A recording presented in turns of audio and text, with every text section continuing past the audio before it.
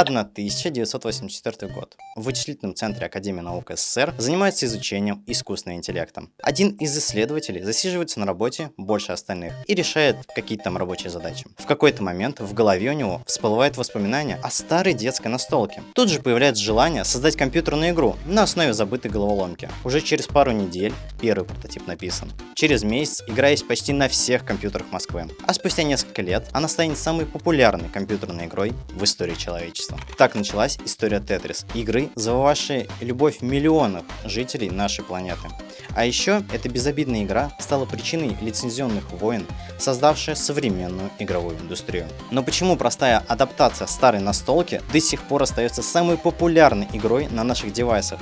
Как Тетрис смог пробить стену железного занавеса и пережить нерушимый Советский Союз? В чем секрет успеха Тетрис и почему ты постоянно убиваешь время в играх?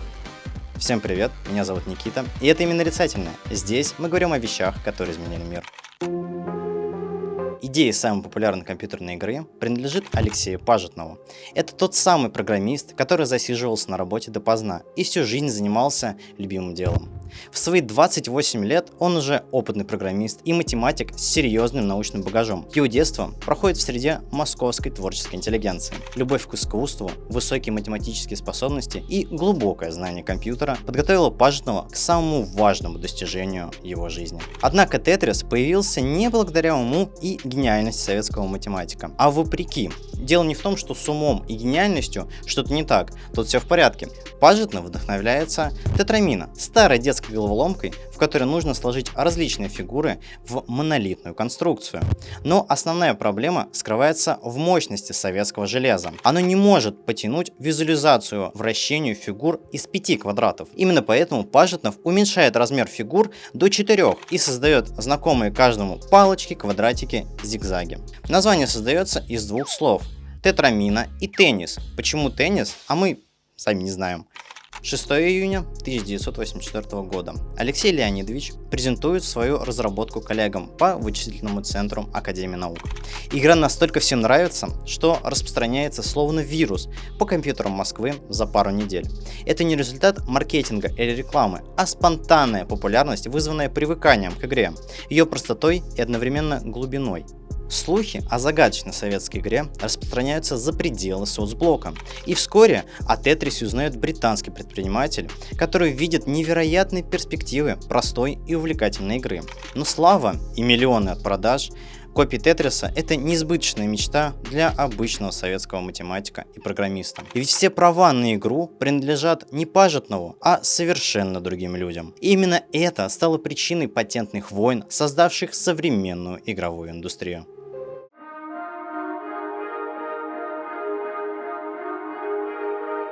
История распространения Тетриса на Западе выглядит как закулисная деловая драма периода Холодной войны, полная интриг и стратегических ошибок. В то время как игра завоевывает советских ученых, венгерские программисты, работающие в Будапеште, получают контрабандный первый персональный компьютер в мире от Apple и адаптируют Тетрис для этой платформы. С этого момента Тетрис пересекает железный занавес. В 1986 году британский предприниматель Роберт Стейн приезжает в Венгрию и впервые видит Тетрис.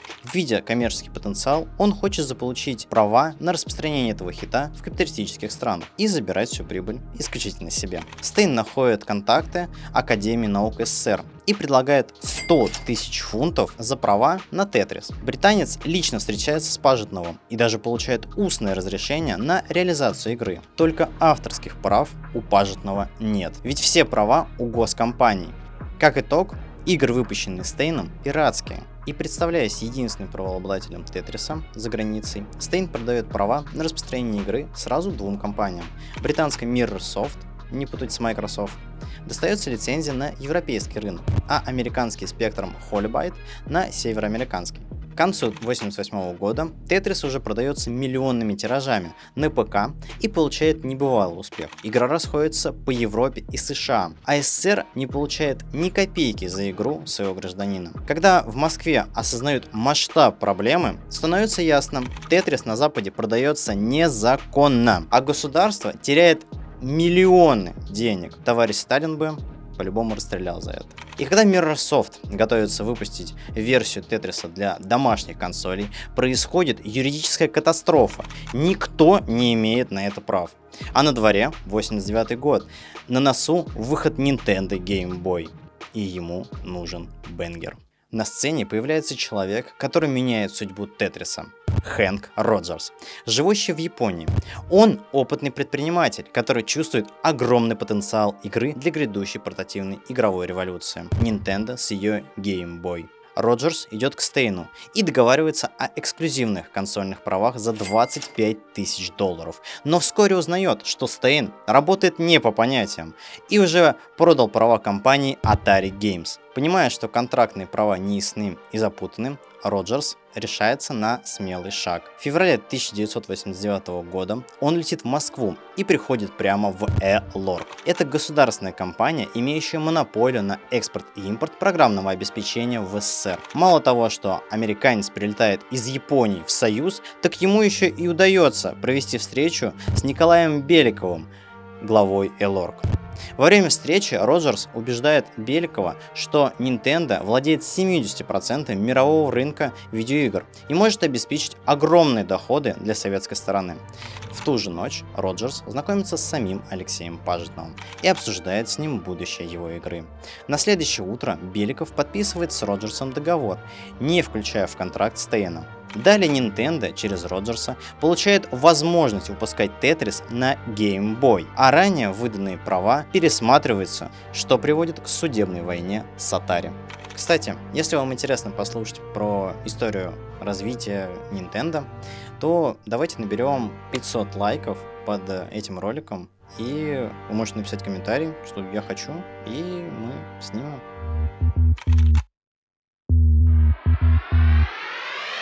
Американская Atari Games уверена, что через цепочку сделок с Mirrorsoft имеет права на выпуск Тетриса для Dendy.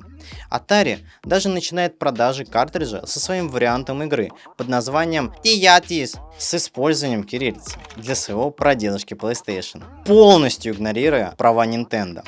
Но Nintendo имеет прямой договор с правительством СССР, а не устное разрешение от создателя Тетриса. Поэтому подает в суд на Atari за незаконное издание игры.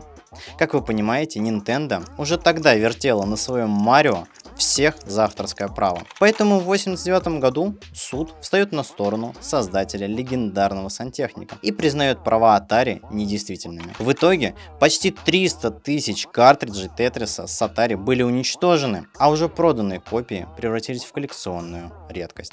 Возможно, Nintendo и не подозревала, но этот приговор имел историческую значимость. Благодаря судебному решению стало очевидным, что права на видеоигры необходимо соблюдать так же строго, как авторское право на фильмы, музыку и литературу. Более того, оно гарантировало Nintendo монополию на распространение Тетриса для консолей.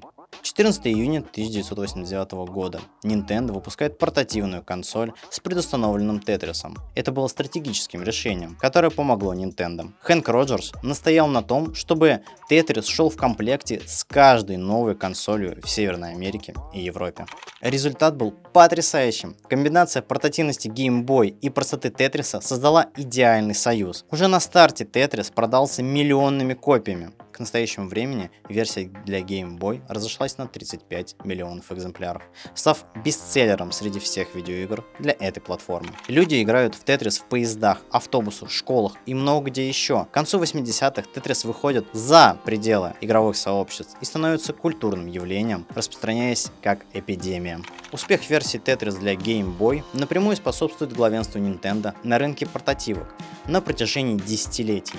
Game Boy остается лучшей портативной консолью вплоть до ее снятия с продаж в 2003 году. Многие критики и историки видеоигр напрямую признают, что без Тетриса Game Boy не достиг бы такого успеха, и Nintendo могла бы уступить рынок конкурентам. К началу 90-х Тетрис становится явлением, выходящим далеко за рамки видеоигр. Тема игры «Электронная версия коробушка» стала одной из самых известных видеоигровых мелодий в истории. В 1992 году легендарный композитор Эндрю Ллойд Вебер создает ремикс этой темы под псевдонимом Доктор Спин, и он занимает 6-е место в британском чарте. А в 1993 году Тетрис отправляется в космос на станцию Мир, и его вносят в книгу рекордов Гиннесса как первую видеоигру, которую играли в космосе. Но Алексей Пажетнов, полностью придумавший Тетрис, за такой успех не получает ни рубля.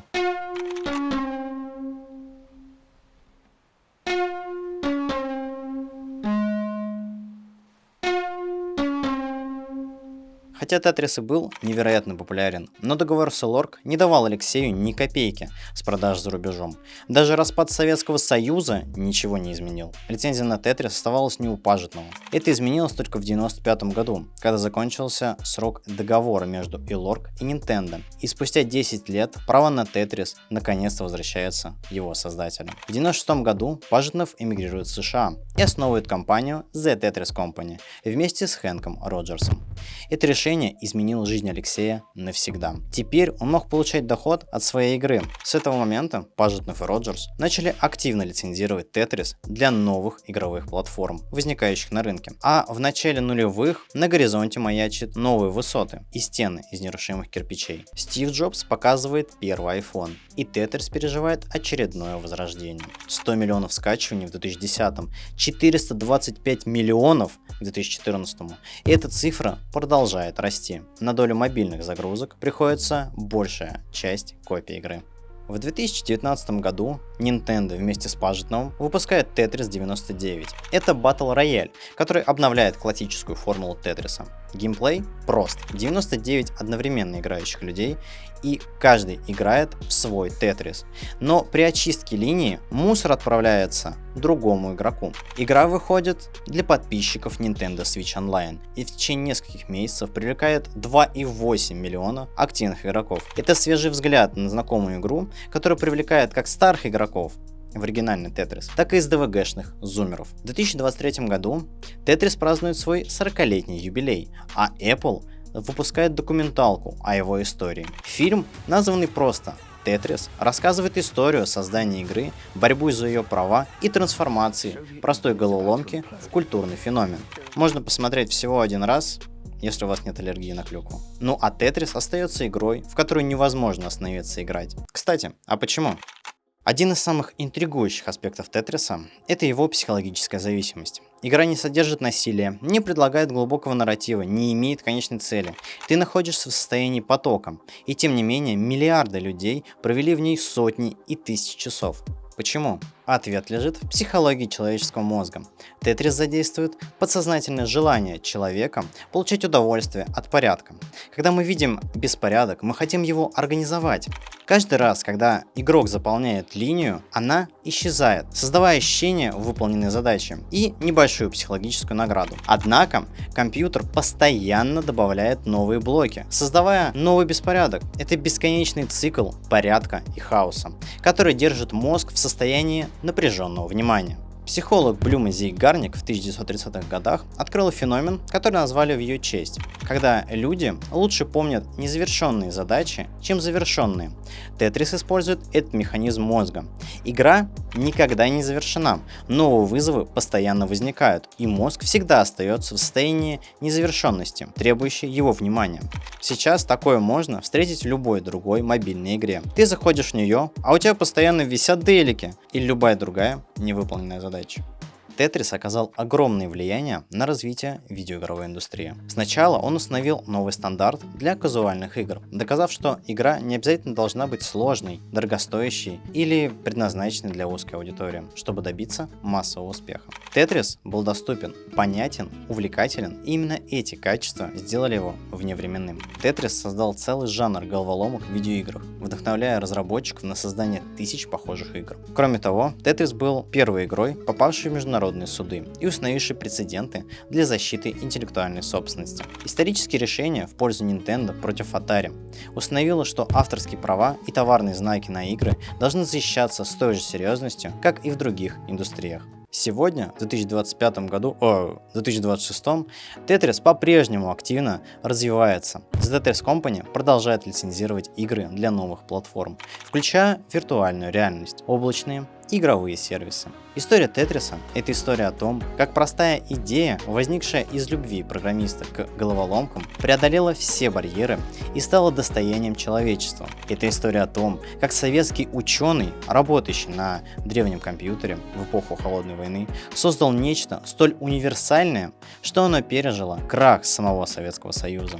Это история о том, как судебная система и компания вроде Nintendo превратила локальный феномен в прецедент. Тетрис остается величайшим свидетельством того, что видеоигры могут быть столь же значимыми и долговечными, как любой другой вид искусства. В мире, который постоянно меняется и усложняется, Тетрис остается вневременным напоминанием о красоте простоты и стиле дизайна. Он вечен, как стихотворение или симфония, и будет развлекать, вдохновлять и радовать человечество в течение столетий. Подписывайтесь на YouTube канал и ставьте лайки, а также можете зайти на наш Boosty и Telegram-канал. Там мы постим дополнительную информацию, которая не входит в ролик. Всем спасибо, всем пока.